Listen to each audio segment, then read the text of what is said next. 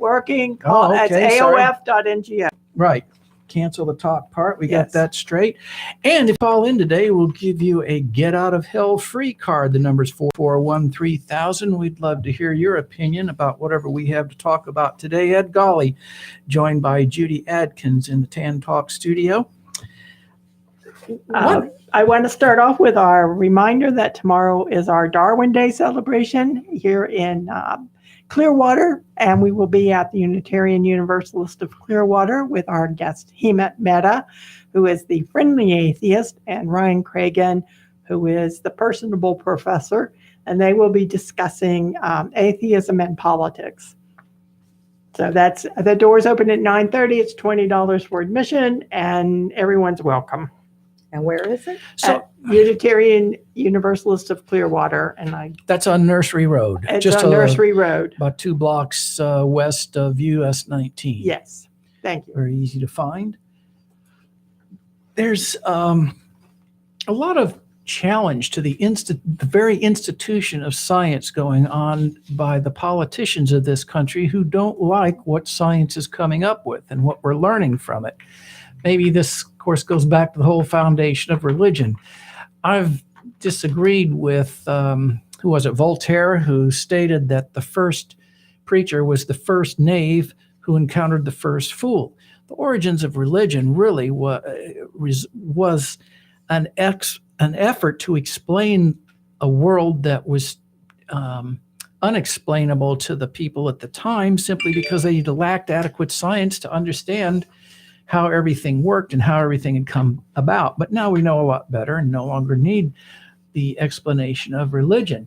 So as science it continues to unfold and we learn more about issues like evolution and climate change, we find an increasing bevy of politicians who want to legislate alternative opinions or alternative facts, which of course then are not facts. Right. They are based on religious beliefs or the economic interests of the institutions or corporations that are causing the kind of damage that we see happening to our climate. A Connecticut lawmaker wants to strike climate change from state science standards. Meanwhile, in Virginia, a legislator there worries that teachers are indoctrinating students with their personal views on global warming. And an Oklahoma state senator, which you might know, wants educators to be able to introduce alternative viewpoints without fear of losing their jobs. So as climate change becomes a, pardon the pun, hotter topic in American classrooms, politicians around the country are pushing back against the solid scientific consensus that global warming and climate change is real, dire, and definitely caused by human activity. Well, of the more than dozen such measures proposed so far this year, some already have failed, but they have emerged this year in growing numbers, many inspired or directly encouraged by a pair of advocacy groups called the Discovery Institute and the Heartland Institute. Neither institution discloses the identity of its donors, but of course they don't need to because we know who they are, right? They're going to be the oil companies, Peabody Coal, and so on. Everybody who's making money selling fossil fuels wants us to believe that they can't possibly harm the environment when we know in fact that they do. Here's a guy, a Republican state senator in Oklahoma. His name is David Bullard. He says, you need to present two sides of the argument and allow the kids to deliberate. That's not what science is. Science isn't just telling people multiple ideas about that or evolution and then saying, you know, neither carries any more weight than the other. It's just a coin toss any more than the multiplication tables are just whatever students decide they are. So we really see that even this same thing is happening here in Florida. I think, isn't it Daniels, the Democrat from the Jacksonville area? No, she's not the one doing the climate stuff. But she is trying to impose her religious views. Yes, her Christian ideology on all of the public school students in this state. Yes. little bit at a time. It's called Project Blitz. You just keep moving the ball forward a little more each time until the next thing you know, the public school becomes a vehicle for religious indoctrination. Yes, and also, well, there's two-pronged approach to this. One is to get the public schools to become more religious, and the other is an introduction this year by our governor, DeSantis, thank you, who wants to allow taxpayer funds to be used to fund private parochial sectarian schools. And that's as Senate Bill 7070, which is establishing the Family Empowerment Scholarship Program.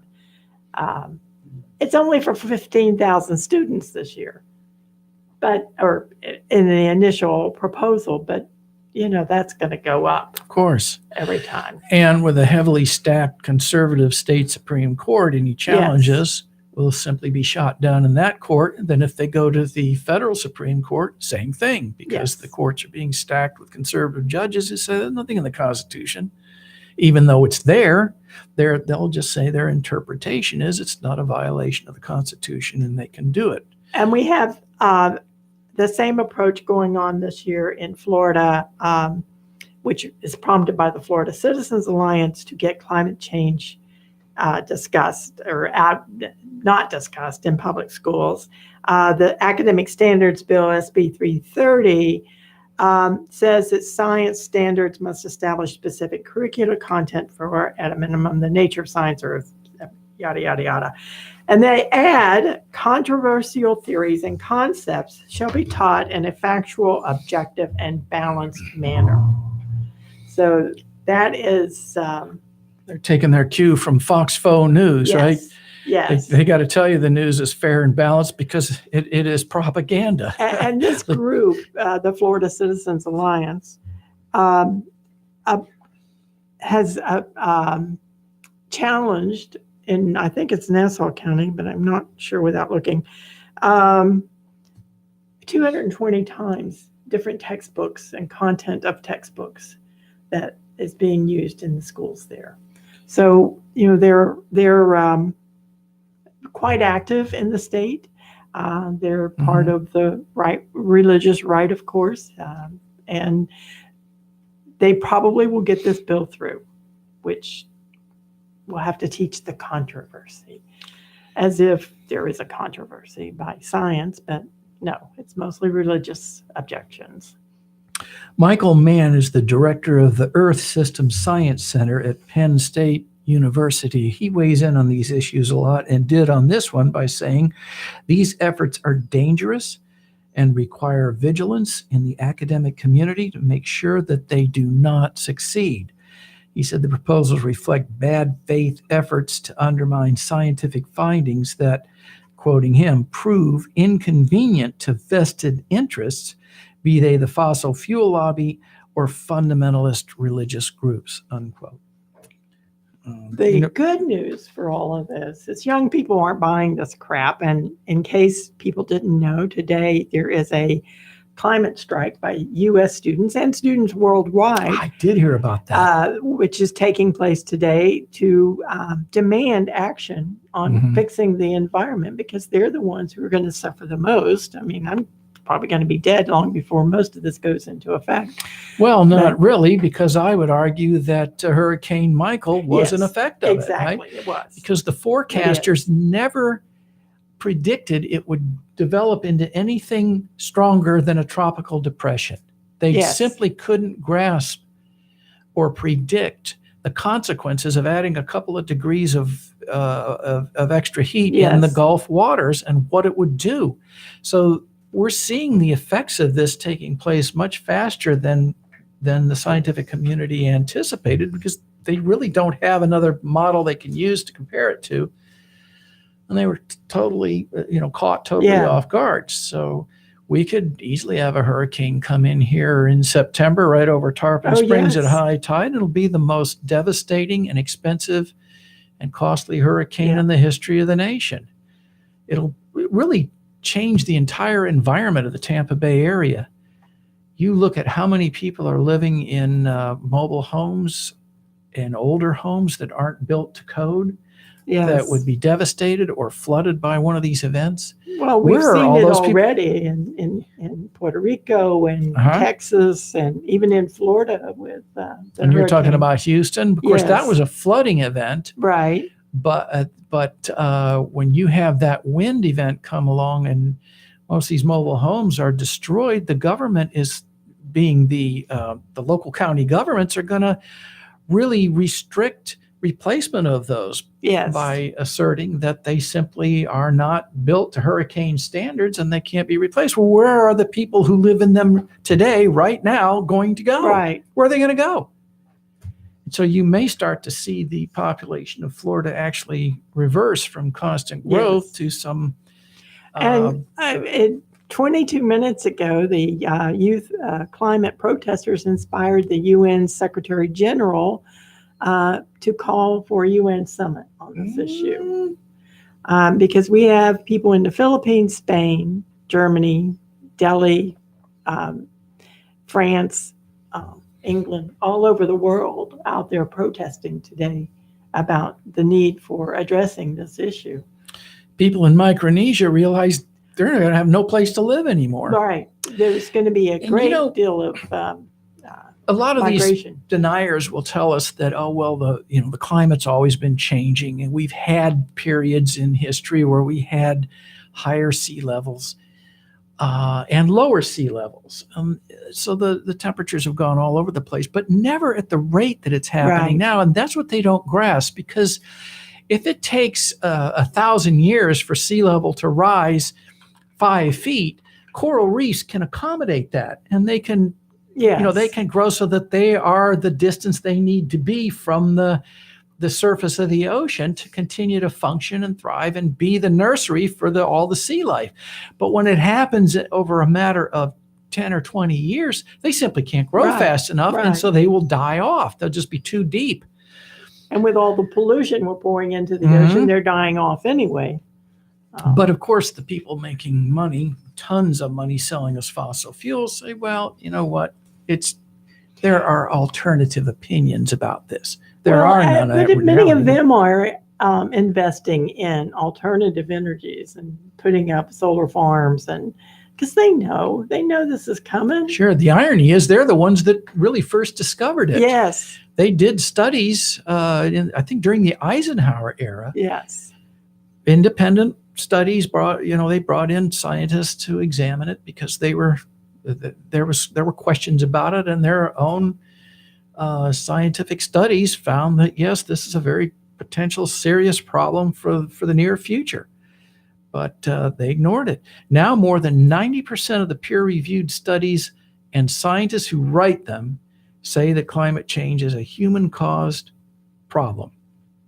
In fact, a Nobel Prize-winning international panel of scientists has repeatedly published reports detailing the science behind climate change and how the world is likely to pass a level of warming that an international agreement calls dangerous. Yes. The United States government last year issued a detailed report saying that climate-related threats to Americans' physical, social, and economic well-being are rising. So to say, well, that means, okay, they're rising, it's going to be an inch of sea level rise by the end of the century. No, it's not. The Sierra Club will tell you that we've already experienced 4.5 inches of sea level rise in Tarpon Springs in the last 5 years. Just talk to the people in Miami whose streets flood out every day. Sure, they didn't build it. And down in Marathon Key, they are talking about spending like $6 million to bring all their street levels up. When they laid those streets, they didn't routinely flood. Right. But they do now. And believe me, Marathon Key is not sinking. It's coral reef, right? It's not like Venice or Italy where it can sink, but it is the alarm being sounded. And it's not just the water rising, it's the rainfall that's melting the ice caps faster. It's avalanches in Colorado. It's that storm that we just had, I think yesterday or the day before, the winter storm that hit out west. It's like a hurricane. But you're right. Even kids have enough sense not to Yes. buy into this baloney. So while the senators, who are basically bought and owned by the fossil fuel industry, are making a frantic effort to try to convince us that it's all just guesswork on part of the scientific community, the U.S. government, and the Pentagon. Mhm. The Pentagon recognizes the severity of the problem too. And it's interesting enough, there- when Trump was 19 in 1965, scientists formally warned President Johnson about the risk of rising carbon dioxide I levels. am aware of that. Yes, So it's, and he understood it, but he Yes. also understood that it was a problem that was in so far in the future that the Congress wasn't going to address it. And of course, they're still trying to another pretend that it's interesting- not happening. another interesting fact is the last time CO2 levels were this high, Homo sapiens Didn't exist because we have records going back about Right. 800,000 years, and at no time has it ever been this high. It looks sort of like one of those population graphs where you Yes. see thousands of years. There's just this very slow climb in human population. All of a sudden, just goes almost straight up Yeah. as you get into the 20th century. And the carbon levels in the atmosphere are doing the same. And then they So- had, I think it was Trump's, I can't remember who it was now. He was on saying how carbon dioxide is important to human life. No, carbon is, but not carbon dioxide. Right. You think it's important, shut the garage door, turn on your Yes. car, and see if you wake up tomorrow. Exactly. Maybe that'd be a good test for him to try.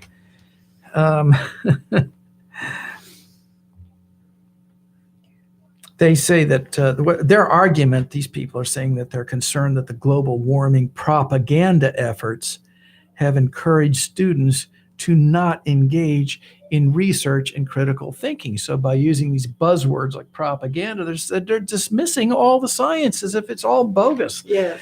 That there is, of course, it's the same thing with evolution and religion. Yes. There's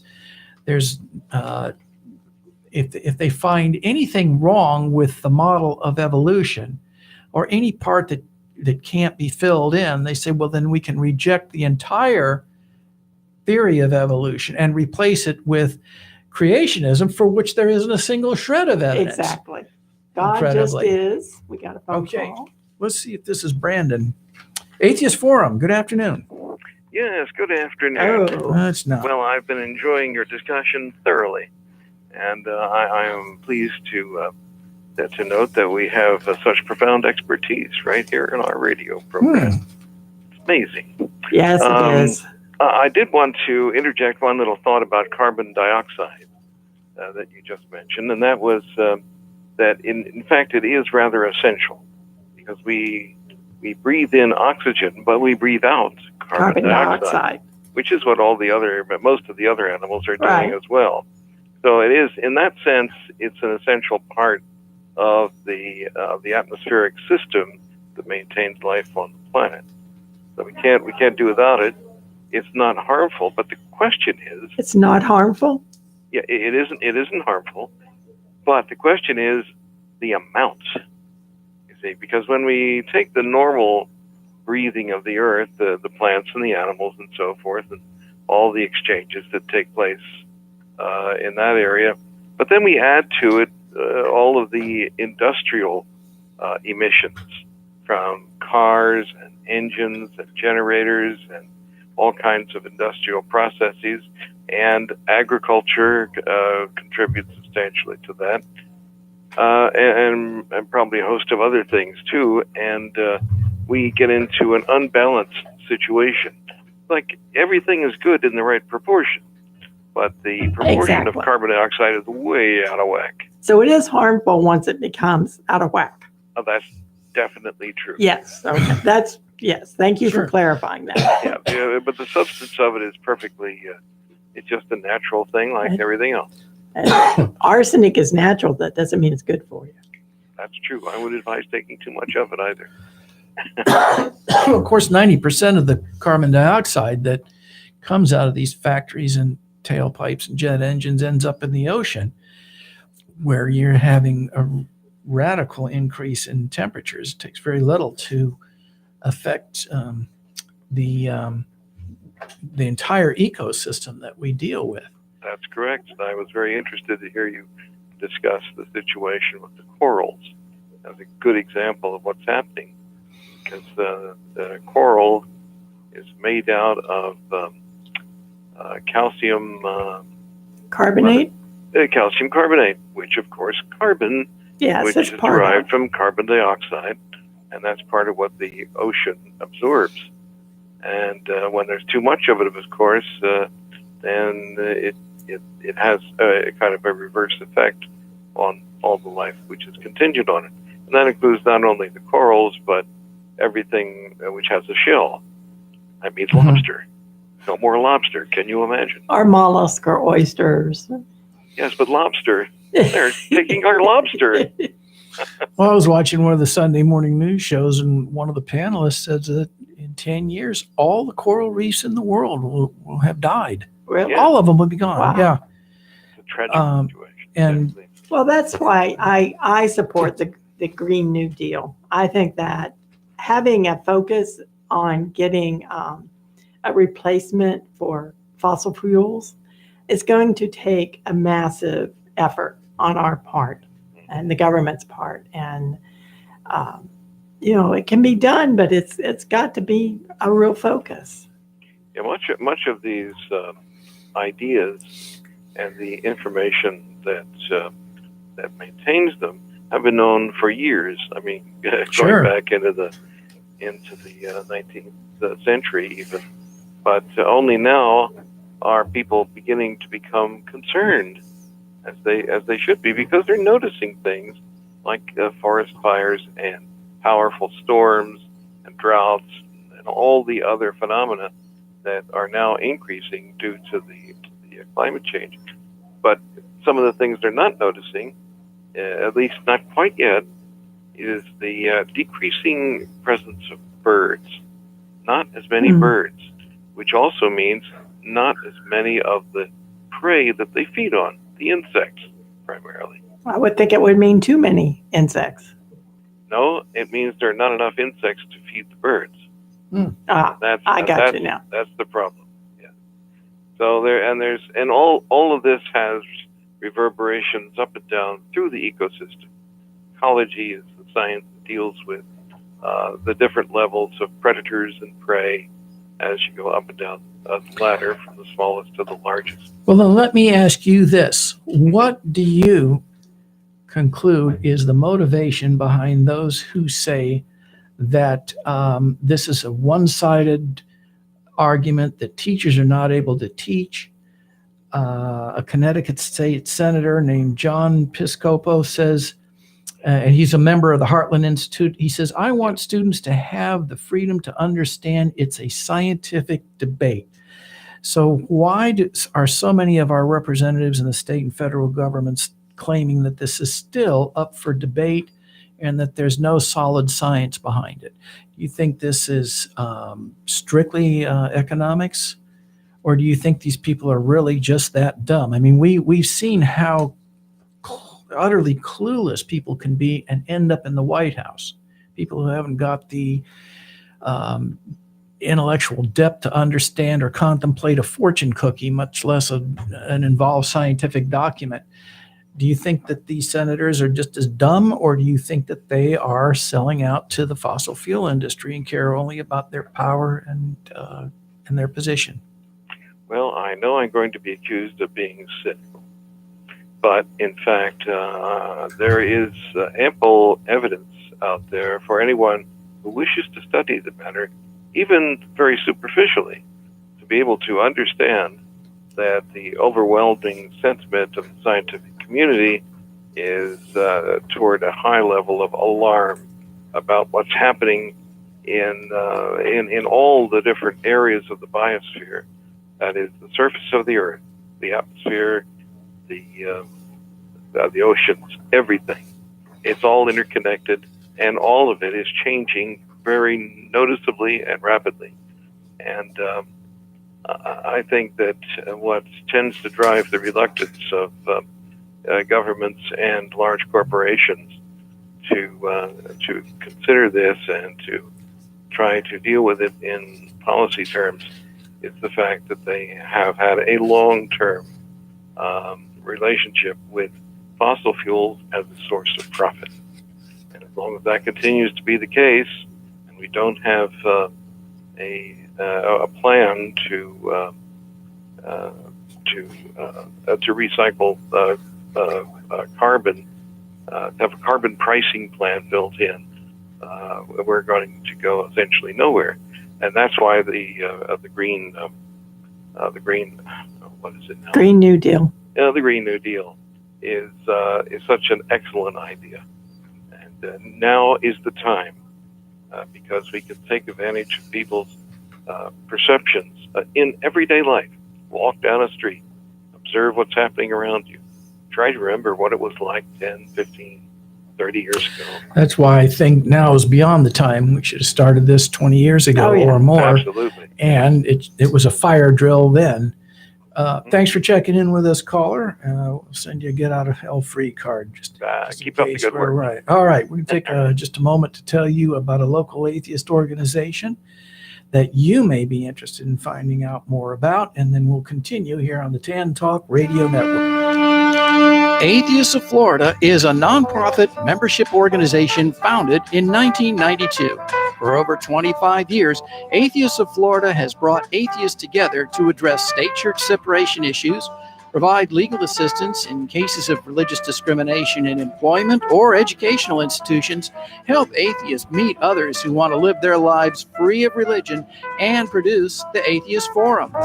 For membership information, visit our website at atheistofflorida.com, where you'll find our newsletters, annual reports, statement of purpose, and information about meetings and events. That's atheistofflorida.com. 2:35 on this Friday afternoon, the Tan Talk Radio Network at Golly with Judy Adkins on the Atheist Forum.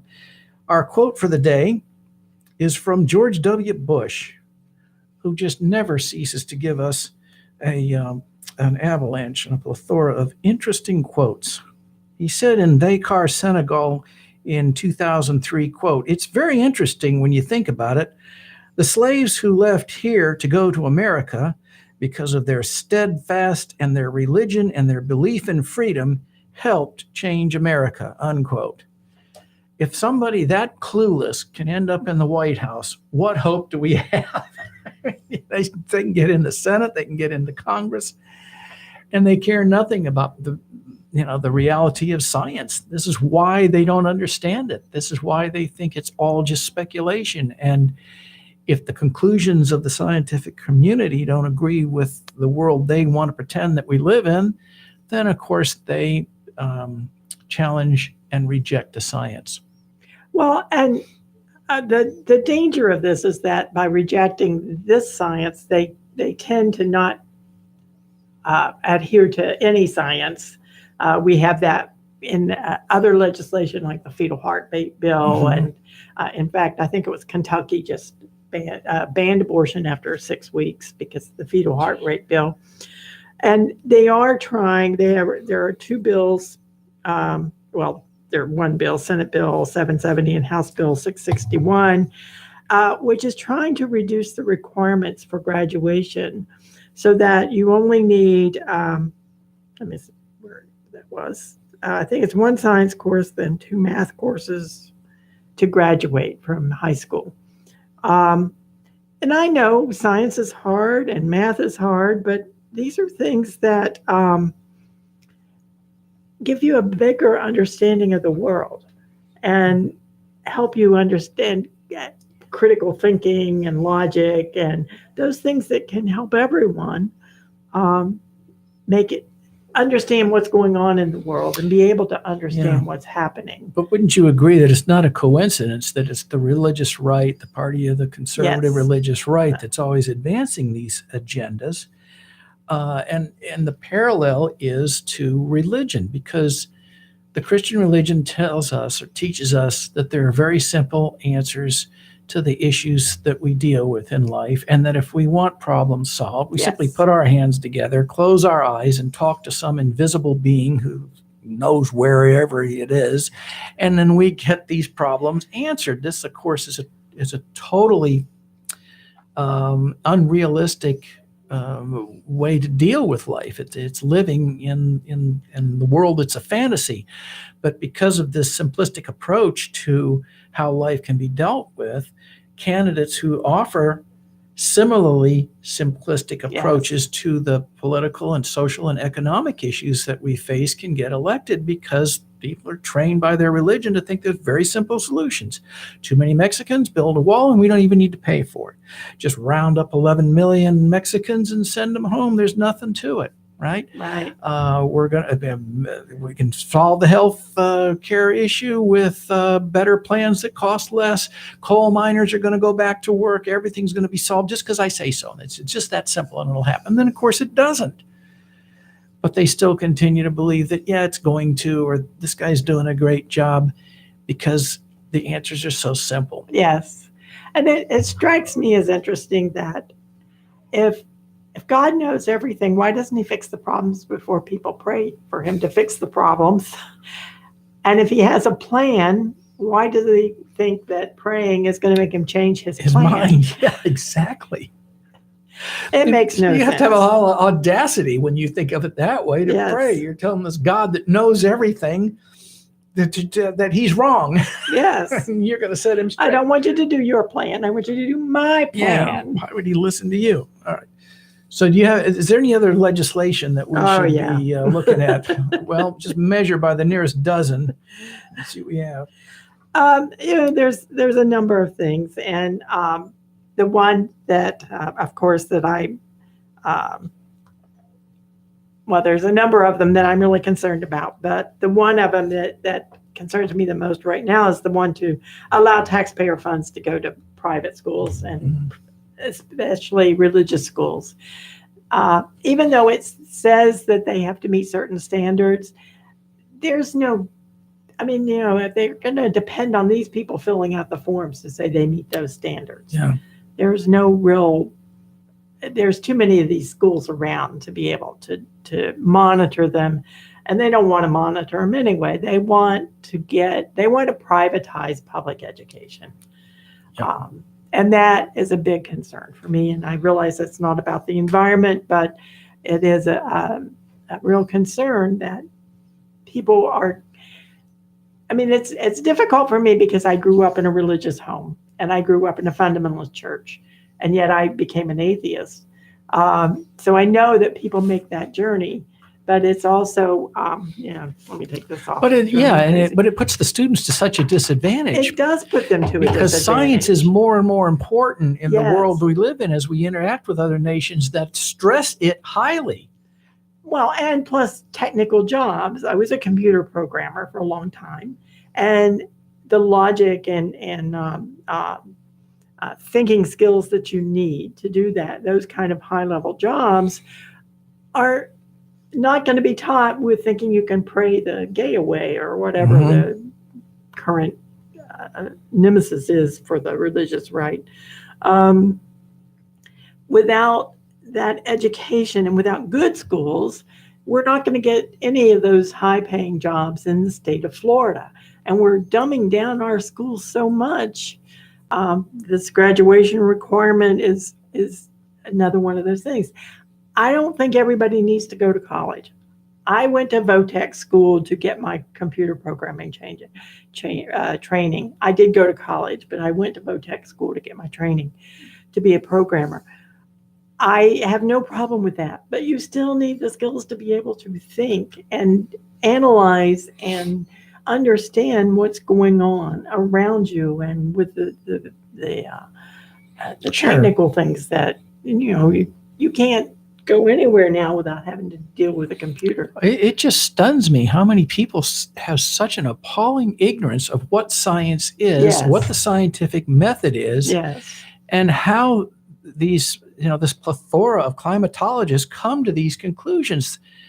I have met people who say, "Oh, they're just doing this stuff to get a grant," and they don't even have the practical thinking skills to realize that if that was the case, the conclusion that they would be drawing was that it's not causing a problem, but it might be next year, so we need another grant next year to do another thing. They can't even put that much together, right? Because they just believe what they want to believe, and any faux news source like Fox fake news that comes along and says, yes, you're right, that we aren't affecting the climate at all, and we couldn't possibly, that's what they want to hear, that's what they believe. And so you're right, we need to be a nation of critical thinkers who are able to sort out the reality of the world we live in from the fantasy of those who profit, right, by selling us the faux news and the fake science. Criticize scientists, it's these fundamentalist right-wing ministers who make trillions of dollars off the backs of poor people by promising them heaven, afterlife. And in a utopia. Yes. Yeah. But there is progress for those of us of the community of reason. Yes. Out in Portland, Oregon, Wednesday, the city council voted unanimously for Commissioner Amanda Fritz's plan to extend the protections against religious discrimination in the city's civil rights code to people who do not believe in God or gods. The mayor was absent for the vote, but the city councilwoman said this, quote, "The proposed changes to our civil rights code may seem like a minor tweak, but they are significant for the many, many Portlanders who identify as non-religious. Remarkably, I have not received one email against the proposal." Well, there shouldn't be any opposition to this, since atheists aren't asking for anything that religious people don't already have, but it's nice to see complete support from the elected officials. And it's an important victory, both symbolically as well as for anyone who might have used the original law's vagueness to push back against equal rights for atheists. The Freedom from Religion Foundation, which is an organization in Madison, Wisconsin, one of whose representative was on our program recently. Their Oregon chapter initiated the proposal to change the city code through conversations with the commissioner and the ACLU of Oregon. According to the Pew Research Center, the unaffiliated make up 31% of Oregonians, and the state is often ranked as the least church-going in the nation. 61% of the state identifies as Christian. Other sources, though, indicate 42% of Portland residents identify as atheists. So within the city, you have a higher percentage than you have statewide, which, it's pretty much what you'd figure. Atheist, agnostic, or a religious none, probably the more, probably accurate for that, for the urban areas. Those unaffiliated may have an ally in Governor Kate Brown. She said her religious practice is limited to mediation and a belief, quote, that each one of us has a spirit living within us, unquote. This is clearly a dog whistle for the fact that she's an atheist, but she's a politician too, so she got to cover her position. And yet we in Florida are still fighting the battle with the courts over giving an invocation in Brevard County. Brevard County, where the space industry is located, where science is such an important part of that whole area. And they can't even allow, they don't want to allow, they have allowed, but they don't like it, a atheist to give an invocation at a city meeting or a county meeting. I sometimes ponder the concept of actually testing prospective candidates for political office, because if a candidate doesn't understand the Constitution, is that candidate qualified to serve simply by getting votes from people who are also as dumb as the candidate? Would you, for example, take a seat on an airline if you found out that the pilot really doesn't know how to fly the plane and says, well, I'll just read the book and we can get through this? Of course you wouldn't. You depend on the government and the regulatory agencies, including the FAA and the pilot unions, or what are to ensure that these pilots know what they're doing when they fly the airplanes. But yet we put people in political office who don't even understand the Constitution, who probably some of whom have never even read it, and they don't understand what these fundamental principles are. So they come into public office and decide they're going to use their power to impose their specific particular religion on all of us, because as our usual co-host Joe Reinhardt says, when they can't convince us with their medievalist books and their churches and their primitive rituals to believe their stories, they want to impose it on us through the government. And they're making great headways currently with that, with the fetal heartbeat bill, which the only reason to be against abortion is religion. The only reason to be against climate change is religion. The only reason to be, or again, not be against climate change, but be against the science that shows there's climate change. There's so many aspects of it that influence them in such a way that is really detrimental to life on Earth. And so I agree that it would be nice. Now, we've done some surveys over the years of political candidates, although very few of them respond to our surveys about their knowledge of the Constitution and their support of separation of state and church. And the big threat right now is that they're moving away from the Establishment Clause and interpreting everything under the Free Exercise Clause. Right. So that the freedom to exercise their religion and impose it on all of us through the government, right? Which, of course, is not what it means at all. No, it isn't what it means, but that's how they're using it. That's how they spin it. Well, I think that there is an extremely high probability that any person born in this century who lives their normal lifespan according to actuarial tables will live to see every one of the world's deltas inundated by salt water and useless. They will live to see the coral reefs all decimated. That may only take 10 to 20 years. And they will live to see hurricanes categorized as high as Category 6 with wind speeds that could be as high as 190 miles an hour.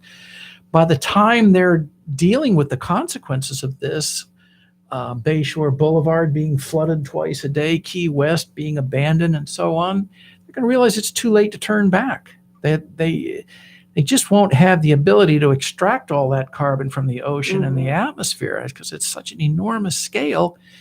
And they're going to realize this is just what they're going to need to live with because we are not addressing it today. We're letting these politicians who are blatantly and criminally ignorant of science try to convince us that the science is all just guesswork and a hoax and it isn't real. And that's the real catastrophe. We have the ability to address it. We've understood the problem for so long, but we continue to take positions like, for example, our former governor, the criminal Rick Scott. We solved the problem by simply not talking about it. Right. We don't allow anybody to word. If you don't discuss it, it's no longer a problem and the problem is solved. We've got, about 10 minutes left? Yeah.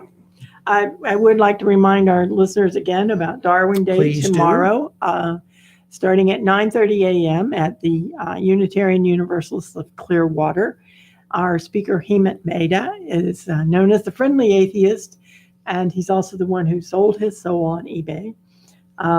He's a former teacher, and he's quite interesting. Maybe you can sell him a get out of hell free card. Maybe I can sell him He'd be a good candidate for that. See what you can do.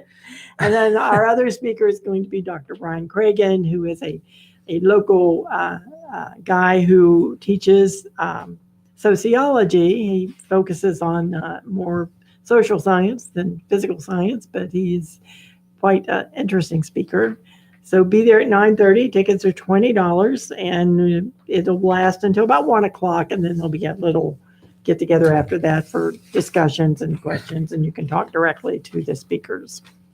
Reading the paper the other day, I saw a letter to the editor, and it was written by a fellow named Mike Gandolfo, who lives in Palm Harbor, who is the president of the Pinellas Classroom Teachers Association, who Uh-huh. got my attention because he says the First Amendment to the U.S. Constitution says Congress will make no law respecting the Right. establishment of religion or prohibiting free exercise thereof. Yet state lawmakers in Tallahassee are preparing to authorize Bible literacy courses Yes. in public schools. He says, we live in the great melting pot. Our nation's diversity has allowed us to adopt the best of every culture. Whose Bible should be respected above all others when the people who pay the taxes that run our schools come from a multitude of religions? And I heard Daniels, the state legislator from Jacksonville, who is promoting this, asked about these issues. Are other Bibles going to be given equal weight in the classrooms? Oh, no. No, Just outright no. Christian Yeah, Bible is the only one that that's counts. the only one that matters. Yeah. And so he goes on to say the founding fathers wanted Americans to make their own choices and freely believe what they wish. The concept of religious freedom rejects the notion that government should be promoting one particular religion's values or that government should enforce the value of one religion over others. So here again, here is a state legislator who simply can't grasp the concept of either our state or federal constitution, trying to make law to benefit her concept that everybody should subscribe to her religion and that our country should in fact be a theocracy. Well, I think there are several things I think about that. And one is I think we can offer the students the X-rated Bible. Be nice, yes. Let them take that, or the Skeptic's Annotated Bible. So those two things are something we can look into, since they say that you can bring your own Bible basically to the class. So there's no set requirement for a specific Bible and interpretation. Sure, because the church is selectively teaching the Bible, Yes. right? If there's something in there they don't like, they say, Yeah, well, just exactly. don't pay any attention to that. They don't We'll go talk on to about the those. nice parts, but not. Well, so what's going to happen when students come in and want Yes. to Now, question some of these horrible things that are in there? Go ahead. they have amended that bill to indemnify any county school board against lawsuits for that class. So they know They that know they're what's going to face lawsuits on this thing before they ever pass it, and that it's going to be a problem. Mm-hmm. And if you would like to address this issue, I want to bring up one other thing, and that's the Do No Harm Act, which the Democrats have reintroduced this year, just this month, in fact. And it says that you can have your religious freedom and free exercise thereof, but up until a point it infringes on other people's rights. And that's where, I don't care if you don't like gay people, but if you have a store and you're open to the public, then you need to serve gay people or atheists or Christians. But then if the government directs you to do work that you don't want to work, is there much difference between that and slavery, other than you get paid for it? Well, does the government have the right to tell you what you must do? You're using government-funded roads for people to travel there. Mhm. You're using, you're getting tax write-offs for all kinds of things. It's like this Nice. big school scandal that just happened Yeah. where they gave millions of dollars to a charity. And Oh, yeah, they sure. got a big tax write-off But for that. they may end up going to jail for that now that it's they been should, exposed. Yes. So, and I understand your concern. Yeah, to what extent can the government tell you you must do something you don't want to do other than serve in the military or get an education? They do have the right to do those two things. Well, They have a good reneged foundation on the for it. right So it's, for you serving know, it's, education, and if you're rich enough and have bone spurs, you can get out on all the Mhm. they have bone spurs that you don't have cured by playing copious amounts of golf, Yes, right? yes. Listen to the last paragraph, though. Again, the writer's the president of the Pinellas Classroom Teachers Association. He said, I'm proud to be a man of faith. People, don't ever admit that. That means you're proud to be superstitious. You're proud to believe things for which there's no evidence. That's dumb. But he goes on to say, and I make sure my sons went to Sunday school and came to church with my wife and I. Well, unless he's writing this from church, he should have said they went to church with my wife and me. This Yes. guy needs a remedial grammar course in, lessons, yes. Jesus, and he's running the teachers.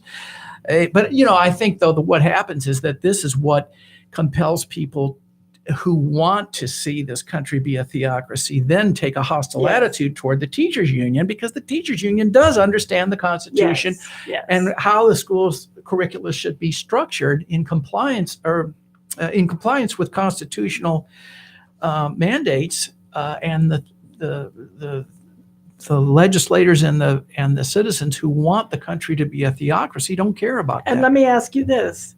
Make it fast. We're down to our last minute. Discrimination against gays should be, let me back up on that.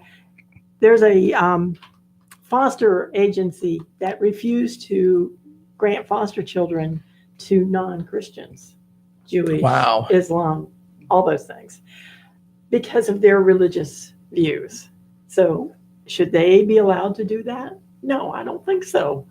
Not when they're taking state money. Yes, exactly. Now, If they want to be private industry, that's Right. a private company, that's fine. and that of course applies to the school issue Yes. too. You have the freedom to send your kid to any school you want to, but if you don't want to use the public school, you pay for it, Yeah. right? That's been the case ever since public schools existed. It's worked well, and it can continue to work.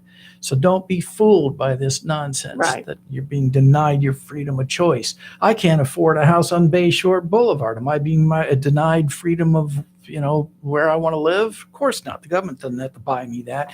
All the time we have for today here on the Atheist Forum, and I hope you'll join us again next week.